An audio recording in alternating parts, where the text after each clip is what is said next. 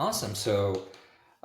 Welcome to our pod. I'm Parthy. I'm the founder and CEO of LetterDrop. We help B2B companies turn content into pipeline. And today, I'm really excited to bring on Anna to our podcast. She joins us from Raleigh today, and she has a beautiful background. And she's been helping a bunch of B2B companies with their content. And so I'll give you a chance to introduce yourself to the audience. Yeah, hi, I'm Anna Sonnenberg. I'm a B2B writer, freelance writer, work with B2B SaaS companies, and this is my 10th year freelancing. So excited to chat a little bit about, what contractor relationships look like and how we can make them successful. Amazing. So you've been doing this for 10 years, which is amazing. I imagine you've learned a lot in terms of what makes a relationship successful. And so we're going to dive into that. And you've also probably seen a whole bunch of changes over the past decade in terms of Yep. what people are looking for, what works, what doesn't work, how the industry is changing with technology, and especially in the past couple of years, some of the generative AI stuff. And I imagine part of what you might say is also a lot of stuff has stayed the same. And so being able to, I'd love to dive into a whole bunch of that stuff on this podcast as well. So maybe let's kick this off and talk about and our audience here is like we're talking to like a VP of marketing or maybe a head of content or so at a B2B company. What should they know in terms of when is it good to hire a contractor or freelancer or outsource writing versus when does it make sense to do stuff in-house? Yeah, so I would say from my perspective as a contractor, I think the most obvious answer is, if you when you're getting serious about scaling your content, then it could be a good idea to connect with one or probably several contractors, especially if you're just not able to hit those production goals in-house. But I think it's also really helpful to reach out to contractors if you are looking for certain skills that you just don't have in-house. For example, I'm working with a client who has really great market presence in Europe. They don't have great market presence yet in the US, and they also don't have a lot of English speaking writers on their staff. So that's an area where I'm able to plug in and help them meet some goals. I would say it's probably helpful to keep things in-house and not seek out contractors if you just don't have maybe the setup in place to help contractors succeed. I think sometimes I'm not able to get, I'm not able to use the software, which is kind of difficult if I'm writing product-led content, or there just aren't clients aren't able to share data that would be useful to make the content better. So I think that there are cases where it really should be kept in-house if it's more proprietary information, or if it's just not possible to really loop in contractors to the level that they need. Gotcha. Yeah. Does On that that does that kind of track with what you've experienced? Yeah, I'd say so. On our side, we sell software to B2B companies. Usually, the buyer is some SEO, and a lot of them use our software with freelancers and contractors. And I think, and a lot of times they ask us also like, "Hey, Parthy, do you have recommendations for people we should go to?" And Hmm. so, one of the things I always ask them about is like, hey, do you have the right setup to actually work with contractors and freelancers? They don't necessarily know your business. They don't necessarily, they haven't been there and like been in the weeds for the past year, understanding like the different parts of your business, the nuances, the intricacies of it, how your customers think.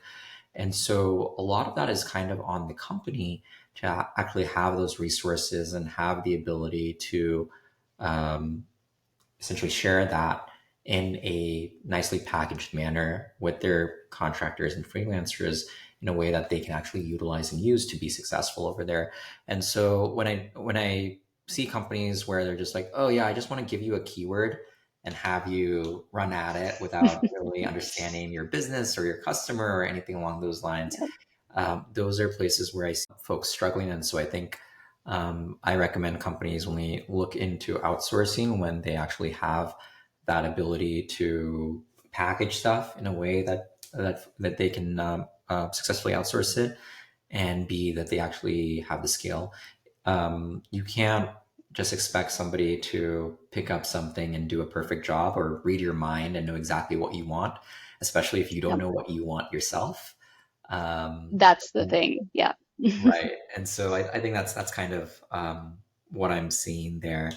And so, yeah, would love to understand on your side, like what makes a successful contractor relationship. What are maybe you could tell me, like, what are the prerequisites? What are the things a company needs to have locked down before they even think about working with somebody externally?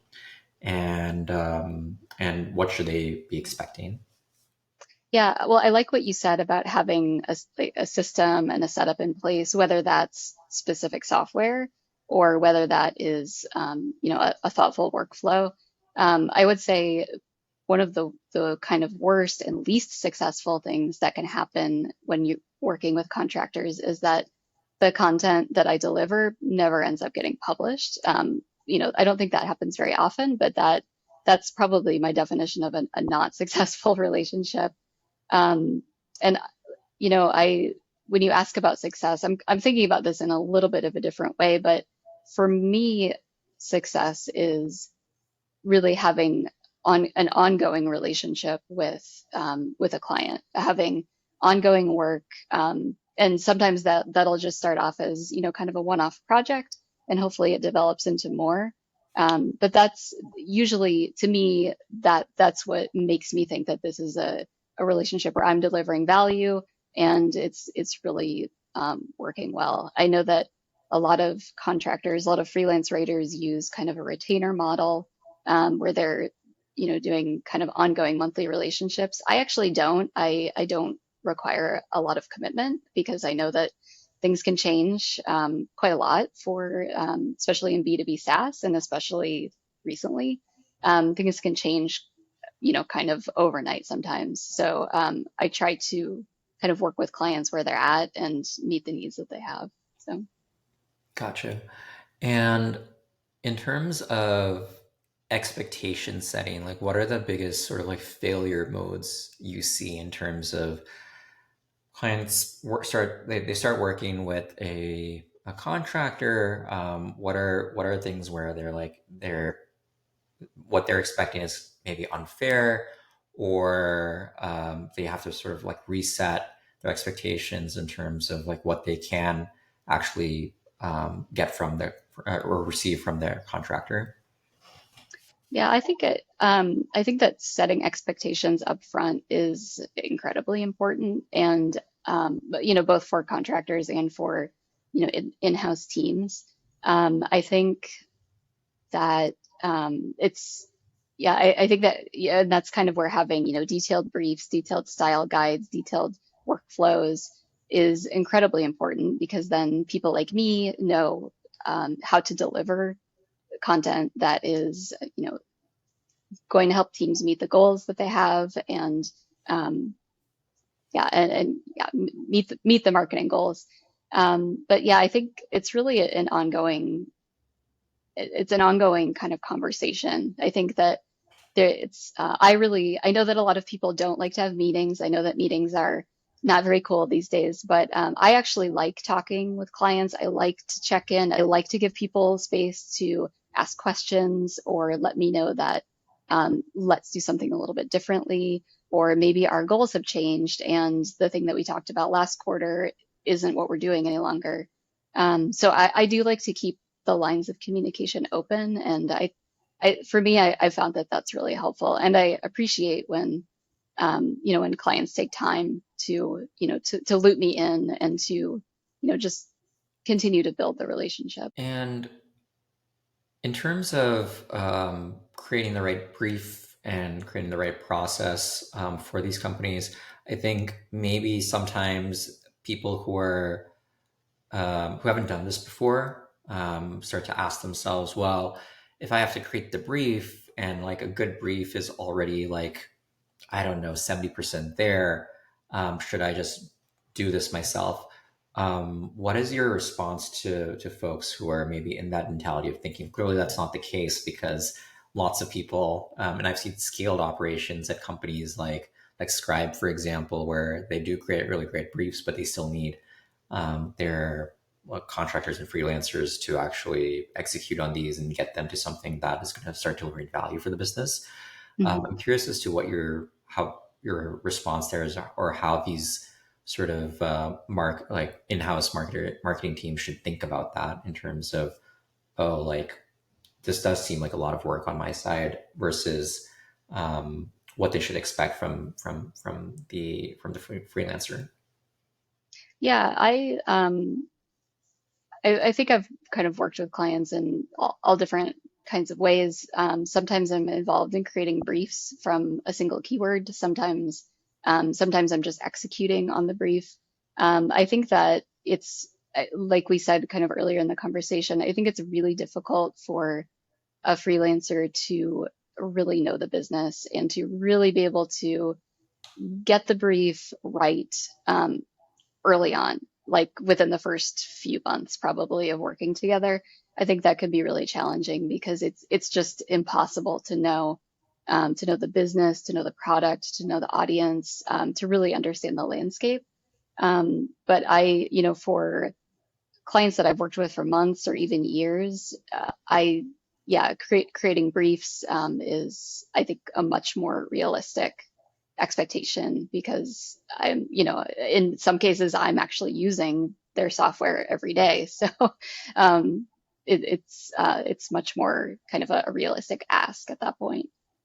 Gotcha. So it's definitely something that kind of like scales over time. So if somebody's thinking I about think so. this from a very short-term perspective, I can see like why maybe from their side they're like, oh yeah, like this doesn't make sense. But if they think about this in terms of a long-term investment, they're realizing that they're going to be building like an extended relationship with this freelancer so that they learn their business, and this is kind of like an upfront cost to eventually get to something that's like very smooth and almost on autopilot. Yeah, and I know that that can be it isn't always possible to even work toward a long-term relationship or to think that that might happen in the beginning. I think that it's kind of a leap of faith, I guess, if you want to call it that. But I do really appreciate when clients kind of begin the relationship with the hope that it will turn into kind of a longer thing. I think that just as freelancers, I think we can create so much more value when the relationship is longer and a little bit more dedicated, because it's just we just get to know the business so much better. So Gotcha. Here's a sort of like a hot question for you. Do you think that freelancers should try to take accountability for results from content versus just delivering on writing? And I realize that's a loaded question because the results from content really depend on a whole bunch of other factors like yeah, distribution and whether it was the right piece of content for their audience in the first place. But just curious on your take on that. I think one of the things I do observe with a lot of freelancers is because it's just like creating the content without context of like, okay, look, what is this going to do for the business? That impacts their ability to price and charge because like eventually like their CMO or their CEO or like the CFO is going to be like, oh, we spent this money, like what's the ROI on it? yeah. I think that is a really good question. Yeah, the so that's another reason why I think um, these longer term relationships can be useful because I think that you really start to get invested in providing that value, helping the team maximize the ROI, things like that. I think as far as, should we be accountable for the results? I don't know. I think I've talked with a number of copywriters who, for example, they get royalties for the work that they do, or um, some, especially people who work in advertising, PPC, things like that, are they're getting paid based on results sometimes. So I know that there are some models where that's possible, but like you said, I think for content writers, especially people like me who are mostly writing long form blog content. There's so many factors that we don't have control over. We're taking a brief often that somebody else prepared, or we are creating content based on a keyword that someone else chose. And whether that's the correct keyword, whether it's the most valuable keyword, whether it's the right one for the business case, really hard to tell, and we don't have control over that. So that makes me a little hesitant. And also, as you mentioned, the distribution is that's a huge part. I mean, if there isn't organic search traffic coming to the content, then we kind of have a problem. If there are no LinkedIn posts that are leading that are driving people to the blog posts, then we're probably not going to see results. So yeah, I think I really think that there are just too many of these external factors that, as contractors, we don't have control over. So I think if someone were to ask me if I wanted to be paid, if someone asked me to come up with a pricing model, yeah, I would probably have to pass on that. I think it's but at the same time, then that kind of brings up the whole, commoditized content issue, questions with, are we just delivering words? Are we just delivering word count? And that's definitely not what I want to be delivering. So yeah, that's kind of that's tricky. I don't think that there's a great answer, but I do, since I've been doing this for so long, I do see the issues both on, the production side and the distribution side where there are just too many factors at play. Yeah, Gotcha. what do you think? Would you do kind of a results based payment structure for contractors that you're hiring? What do you think about that? Yeah, I think a lot of so like creation is just like half the battle, right? So Yeah, distribution matters, right? You can have the best piece of content which really dives into a problem, like educates somebody, somebody who consumes it is just like, oh yeah, like I totally need this solution in my life because yes, that problem resonates with me, and I understand a whole bunch of stuff.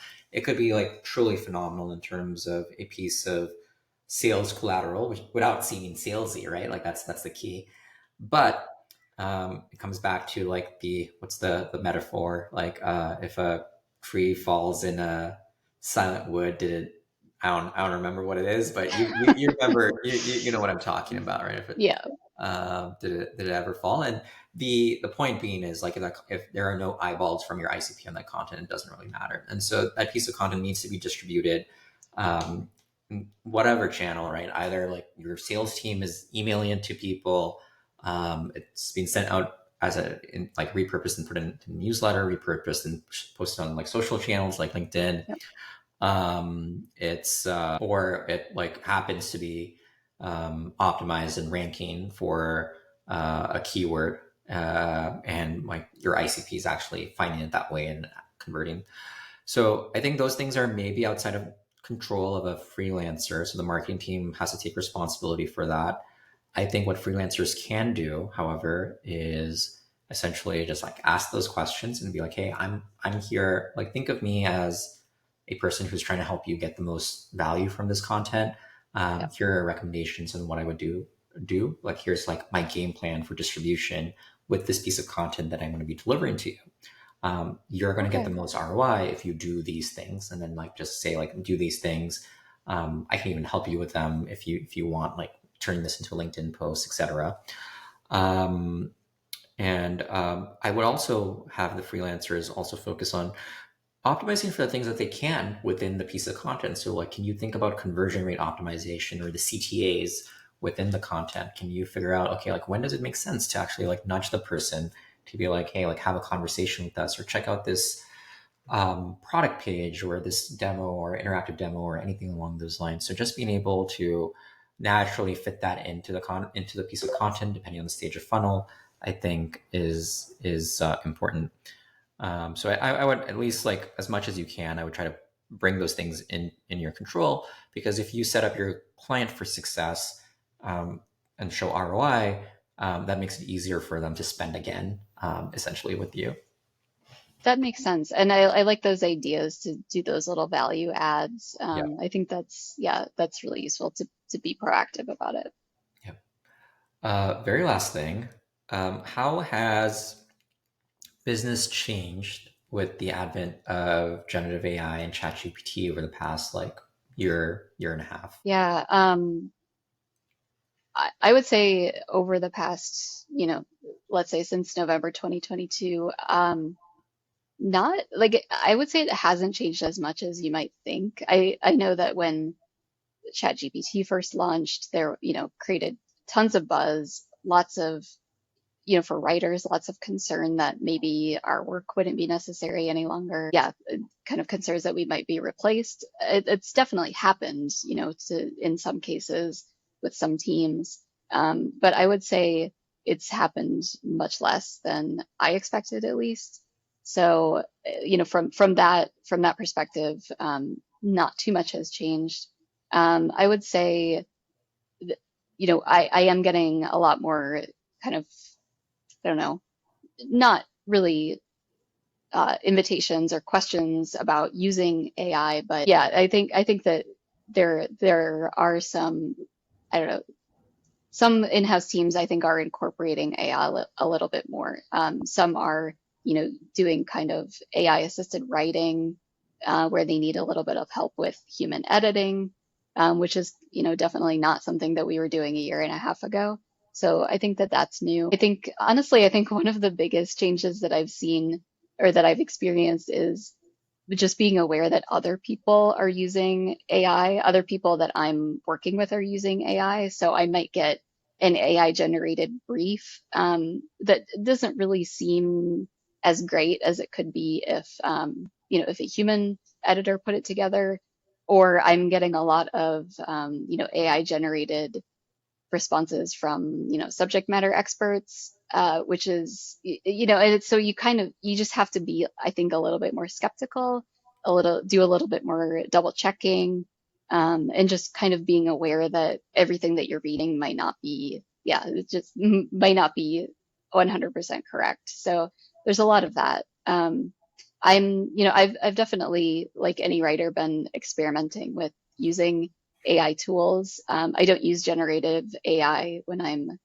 actually creating content, but a lot of writers that I've talked with recently have inspired me to use it at least for the review process, to kind of like, or even to validate ideas, or to double check that, a thought is complete or a section is complete, that we haven't missed anything, we haven't left out any, kind of obvious information.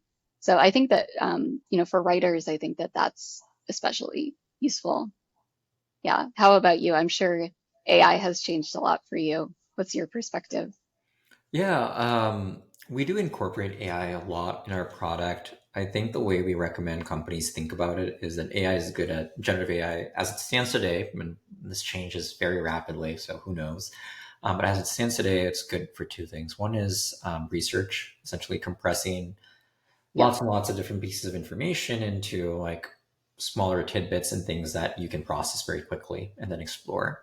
So I think that's one thing it's good for. So we use it at Letterdrop to do things like analyze all the pages ranking on the SERP and give you sort of like, hey, like here's a breakdown of pretty much like everything that is covered that you might want to talk about across these pages, so that now you, a human, can use your own sort of like taste and better decision to decide like what do I want to use from that. But at least now I know what I'm competing with. Other things we use AI for, like pulling information from things like sales calls, right? So, what are the kinds of questions customers are asking your sales reps, being blocked on? Those are the kinds of things that you should be creating content around so that people can help themselves and educate themselves. So, just like going through like thousands of hours of transcripts and essentially like pulling out those insights. So that's one thing it's good for. The second thing I'd say it's good for is repurposing. So if somebody's already done the thinking and put something together, you can now use that as a base to turn that into something else. So if you give it a format, give it a style, you give it the base material, it can kind of like put those together. So going from a blog post to a LinkedIn post, or to a newsletter or to something else, going from a YouTube video recording to a blog post, it can do that as well. Just because you're not relying on it to do the thinking, you're just relying on it to do like transformation from one media format to the other. So those are the two things I see generative AI doing really well today. The thing I would not trust it with is like thinking, just like tell me like how to think about something, or is this right or wrong? And it's Yep. going to hallucinate often, or not be. It's not. It hasn't lived a life, right? It's not like these are not. It's just like accumulating knowledge from the world without an opinion on like what is right or wrong, right? There's a whole bunch of Reddit spam in its training data, and that influences what it says. And so I think at the end of the day, if you're trying to drive business results, you want to hear from somebody who has actually been there, done it at the business, and you're learning from them. And that's the point of content from a B2B perspective. And so I think people need to be using AI thoughtfully in the right ways, and not be using AI as a crutch to essentially like do their job for them, and then be very sorely disappointed when no one cares. Yeah, I like what you said about, or that kind of makes me think about, being a practitioner, how useful it is to be a practitioner and to have the real life experience to really kind of add extra layers Yep. of value and validity, I guess, yeah, to these AI generated content.